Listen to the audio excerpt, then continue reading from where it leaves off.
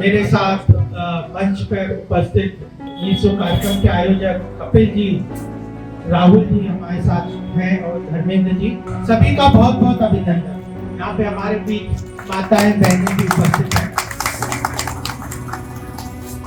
मुझे आज यहाँ पे आपके तिब्याना गांव में जब राहुल जी ने मुझे कहा ये कार्यक्रम के लिए, तो बड़ा हर्ष हुआ।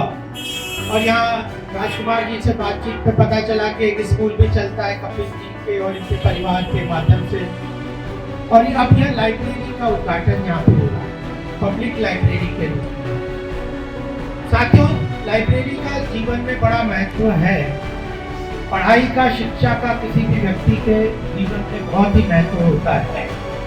और जब परिवार के लोग, माताएं बहनें शिक्षित होकर, परिवार के सब लोग जब शिक्षा के क्षेत्र में जुड़े हों, माता जी, पिताजी, भाई बहन, तो एक अलग ही अपने परिवार का तो उत्थान और उसमें विकास तो होता ही है, आसपास के क्षेत्र में भी वो बहुत बड़ा कंट्रीब्यूट कर सकते हैं। और अब तो आदरणीय मोदी जी के नेतृत्व में न्यू एजुकेशन पॉलिसी भी आई है, जिसमें भारतीय संस्कृति, भारतीय विचारधारा, भारतीय ज्ञान और हजारों सालों से जो हमारे सनातन संस्कृति में जो ज्ञान और इसकी परंपरा चली आ रही है, उसको शिक्षा के क्षेत्र में समावेश करने का आदरणीय मोदी जी के नेतृत्व में न्यू एजुकेशन पॉलिसी के अंतर्गत समाहित किया गया है।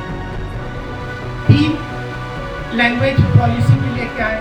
रीजनल लैंग्वेजेस का जो अलग अलग देशों में अलग अलग भाषाएं हैं, चाहे हिंदी इंग्लिश तो एक महत्वपूर्ण आदान प्रदान की भाषा है, लेकिन रीजनल लैंग्वेजेस का, लोकल लैंग्वेजेस का भी बहुत महत्व है, उसको भी समाहित किया गया है। तो एजुकेशन क्षेत्र का पूरी तरह से देश के विकास में बड़ा महत्वपूर्ण योगदान होता है, रहता है। और उस क्षेत्र में जो भी प्रयास करते हैं, जो लोग भी प्रयास करते हैं, उन सबका मैं अभिनंदन करना चाहता हूँ। और कपिल जी, राजकुमार जी और माताओं बहनों का सब जोरदार ताली से इसका अभिनंदन करें। मैं पहाड़गंज में रहता था, लेडी हार्डिंग में मेरा निवास था, और उसके पास ही कुछ लोगों ने देखा होगा पहाड़गंज में रामकृष्ण मिशन है, और वहाँ पे एक लाइब्रेरी चलती है। लाइब्रेरी का कितना जीवन में महत्व था मैं वो बताना चाहता हूँ।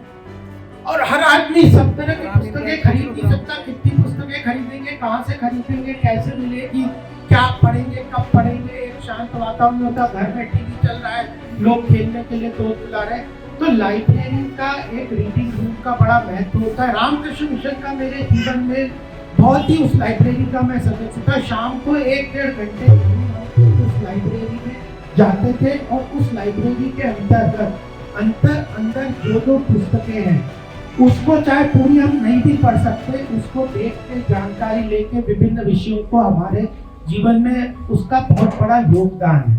वहाँ पे रीडिंग रूम भी था, अखबार भी सब होते थे, और एक वातावरण बनता है। रीडिंग रूम तो मैं तो कपिल जी से ये निवेदन करूंगा कि लाइब्रेरी के साथ वहाँ पे बच्चों के बैठने पढ़ने के लिए एक स्थान भी होना चाहिए, जो एक शांत ऐसे वातावरण में वो बैठ के कुछ घंटे अपनी पढ़ाई कर सकते हैं। और इस सारे ज्ञान का बड़ा महत्व आगे जीवन में होता है। तो बचपन में हमें ज्ञान मिलता है, प्राप्त जानकारी मिलती है, जो एक वातावरण मिलता है, उसका बड़ा महत्व होता है। लाइब्रेरी का जो लोग भी, आप यहाँ पे कई एडवोकेट हैं, अलग अलग विभिन्न क्षेत्रों में काम कर रहे हैं, मेरे साथ ही जो लोग आए, अपने आप में जीवन में सक्सेसफुल लोगों के कैटेगरी में वो लोग आते हैं।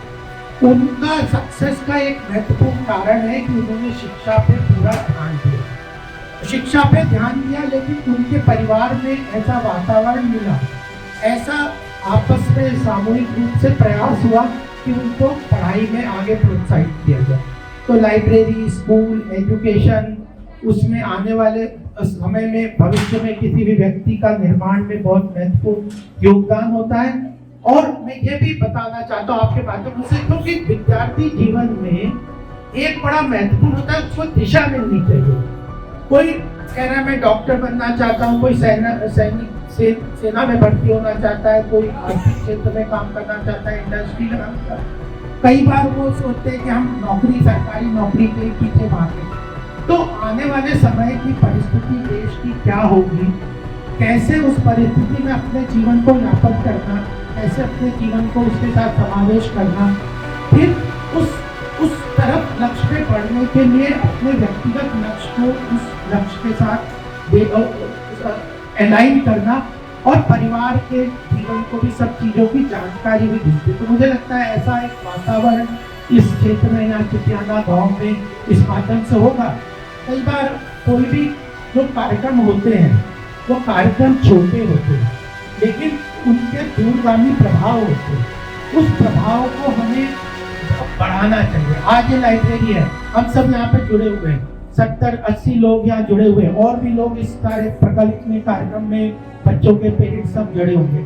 आज इस मैसेज को हम इस पूरे क्षेत्र में बढ़ाएंगे कि एक हम लोगों के सामूहिक प्रयास से शिक्षा के क्षेत्र में अलग पहल लेके हम चल रहे हैं, तो हम लोग अपने आप में इस क्षेत्र को भी विकास में भी योगदान करेंगे।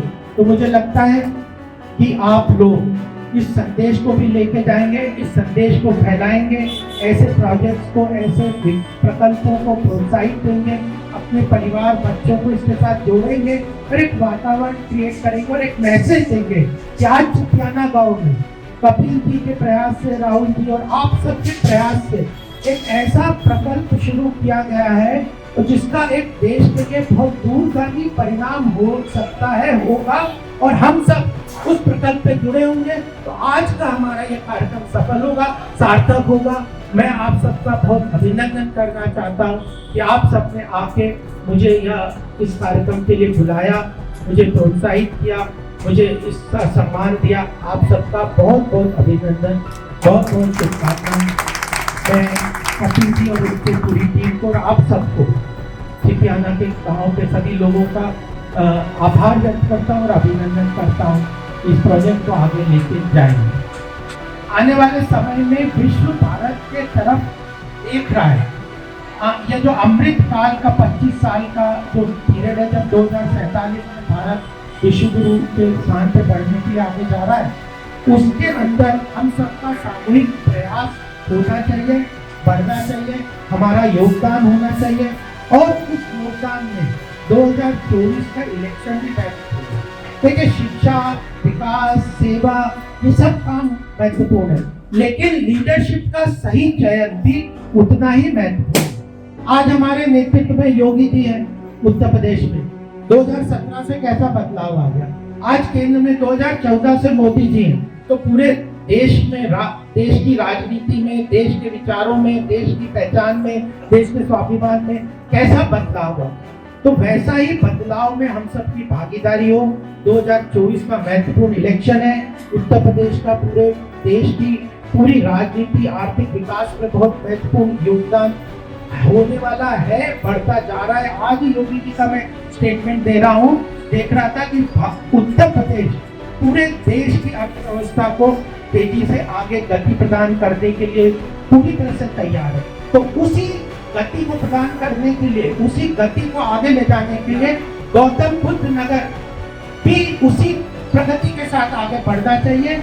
और मैं यहाँ पे यह भी कहना चाहता हूँ कि देश के विकास में गौतम बुद्ध नगर का जो आगे वाला योगदान है, उसके ऊपर सही नेतृत्व हमारे साथ रहे, हमारे प्रतिनिधित्व के रूप में रहे, तो हम सबका भी यह संकल्प सार्थक होगा, आगे बढ़ेगा। यह भी संकल्प लेके जाए। देश की हम सोच रहे हैं, प्रदेश की सोच रहे हैं, अपने क्षेत्र का भी सोच रहे हैं, अपना भी सोच रहे हैं, और इस संकल्प को आगे लेके जाएंगे अपने 2024 के इलेक्शन में। तो मुझे लगता है कि हम जो देश को लेके चले वो भी सफल होगा। बहुत बहुत शुभकामनाएं, बहुत बहुत धन्यवाद, बहुत बहुत अभिनंदन। भारत माता की, भारत माता की।